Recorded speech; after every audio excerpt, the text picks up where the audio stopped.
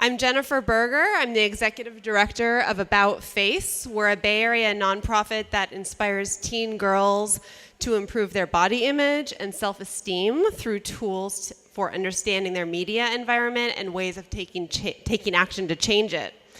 I'm also a founding member of the Alliance for Girls, and I'm the co-chair of the Membership Engagement Committee and a member of the advisory board. So this afternoon is a big step for girls in the Bay Area and also for the Alliance for Girls. 6 years ago, I was one of 7 nonprofit executive directors that the Eva Gunther Foundation brought together to talk about what we needed and what we wanted for ourselves and for other Bay Area leaders of girls. We wanted infrastructure through which organizations could share resources, collaborate, and effectively refer girls to appropriate services. We wanted leadership development for nonprofit leaders and emerging leaders. We wanted advocacy around policy and funding for the girls-serving sector. And we set a mission. Alliance for Girls ensures girl-serving organizations are more connected, more effective, and better able to prepare the girls of today to be the leaders, agents of change, and thriving women of tomorrow. We moved forward. 3 years ago, we launched officially with 80 attendees at that first conference, and we set an agenda. Since then, we've moved forward. In leadership development, 92% of members report that Alliance for Girls events and services have helped them more effectively meet their organization's mission, and 100% reported that leadership has been enhanced within their agency because of Alliance for Girls. Very exciting. In collaboration, in the last 3 years, Alliance for Girls has facilitated more than a dozen collaborations between organizations, leading to the creation of sustainable programming and expanded opportunities for girls. And my organization is one of those that did collaborations with other organizations, so also yay. In advocacy, in 2013, Alliance for Girls successfully advocated for the San Francisco Department of Children, Youth, and Their Families to restore $340,000 to its members after the department disproportionately cut girls' services.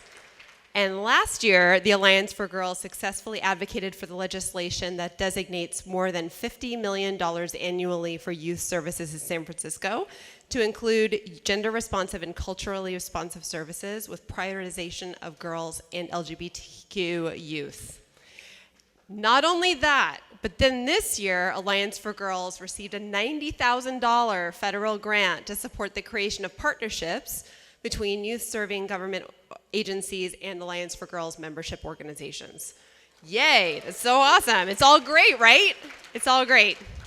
So you can hear that through persistent work and the leadership of our director, Emma Mayerson, we've accomplished a lot of our goals, so it's time to move forward and think about what else we can do.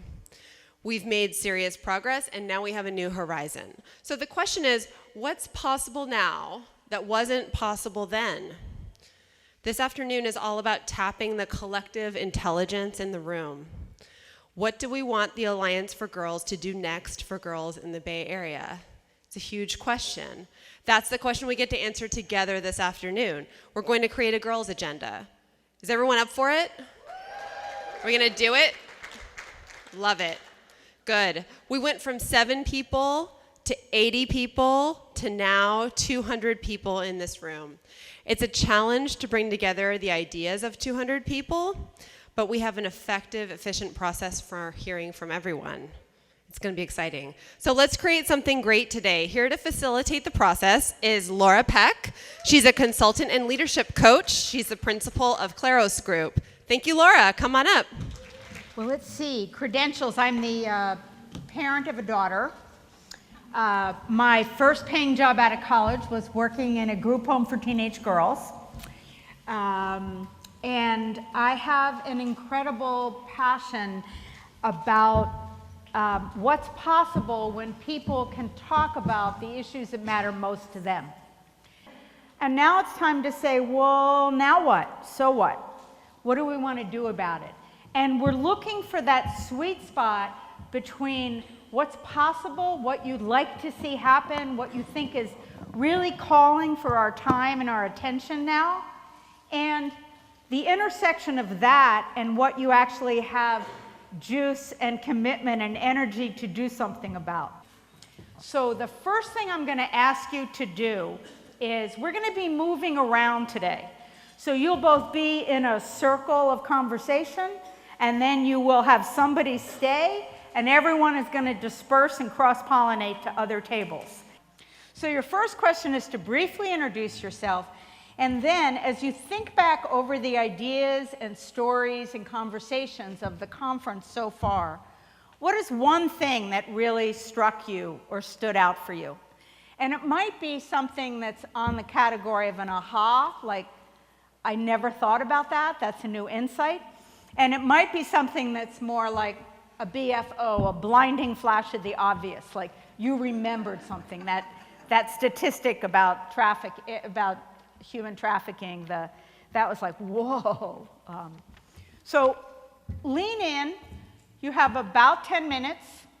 You're going to share what struck you, so you're reflecting on your experience so far to kind of prime the pump about where we'll be going, and you're connecting with each other.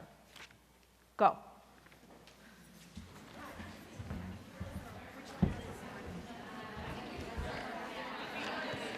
We're going to do a harvest, capture the first round of ideas.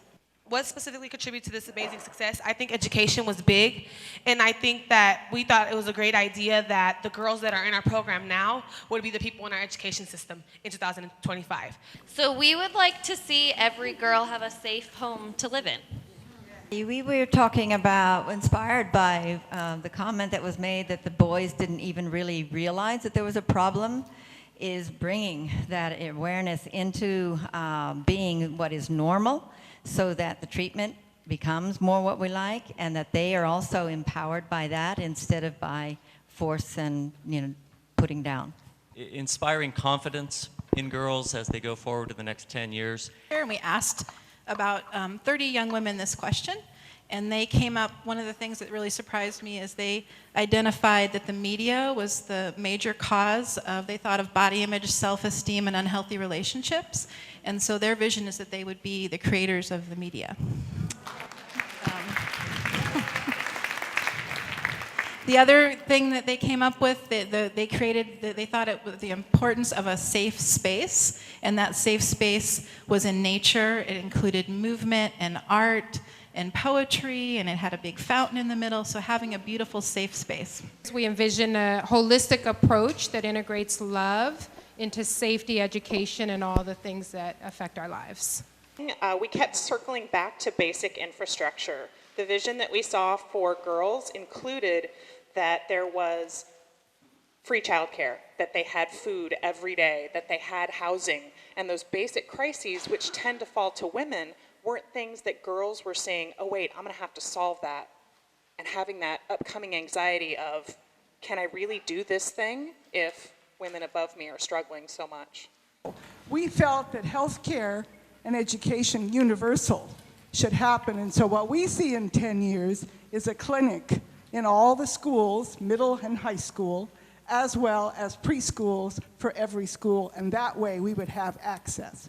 We really tuned into the power of community and corporations, and the vision of having corporations that are incredibly successful in this area, connecting with the community and making sure that they were part of providing the housing and providing the infrastructure, so that there would be also a wonderful feedback loop where then the girls and all the kids in the community would want to be a part of STEM and get more involved in the very things that would make those corporations more successful.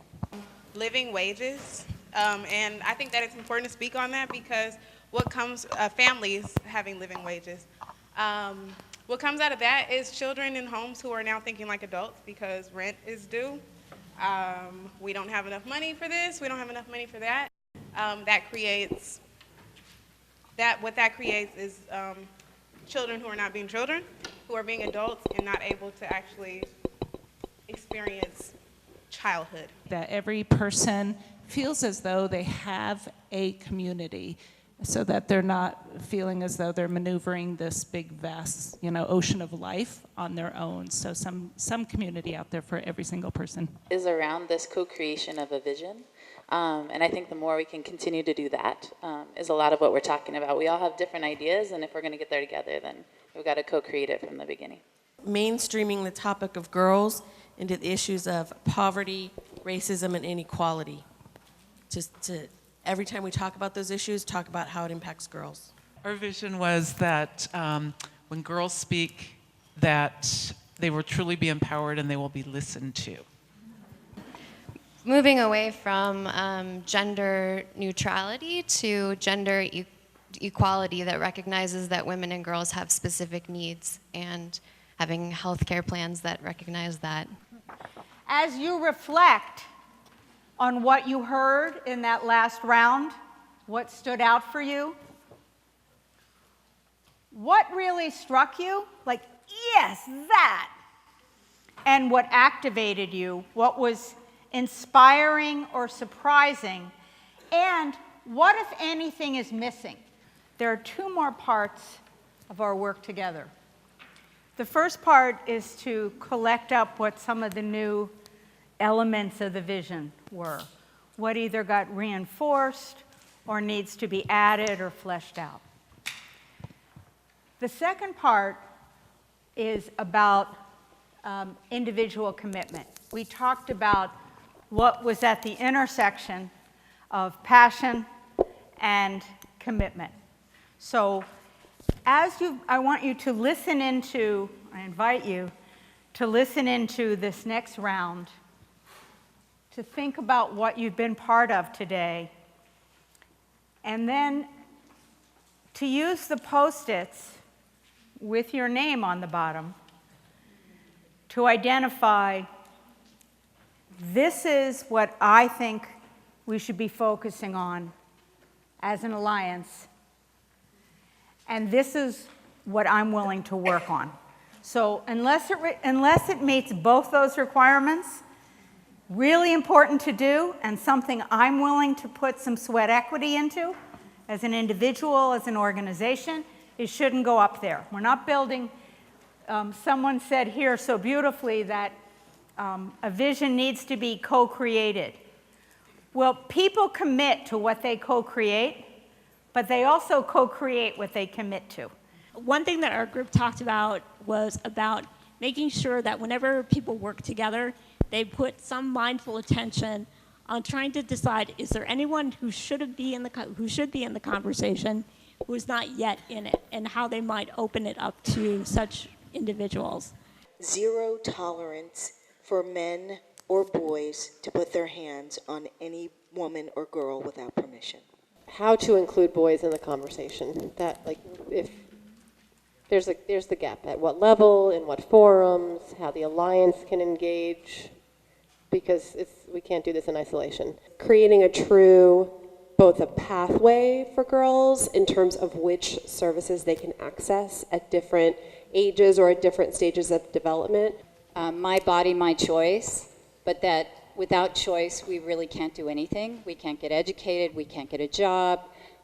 Can we feed ourselves? Can we get shelter? And really about valuing our bodies as young women, but also making sure that young women have access and choice. More education with young men and you know, women and girl servant initiatives that come together to like build a gender responsive kind of space. I think even if we're thinking about 2025 or 2050, I need to be reminded and I need to know what I can do every day, every week, every month to make sure that, you know, the next generation of girls is going to have it a lot better than I did.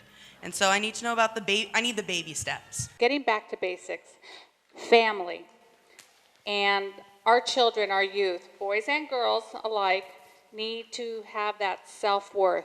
They have to know that they mean something and that they can be something. But it has to come from home, too. So maybe a program for parents on how to do that. And just think about it. If we start with the fundamentals, the children will grow up and they will have that in their system.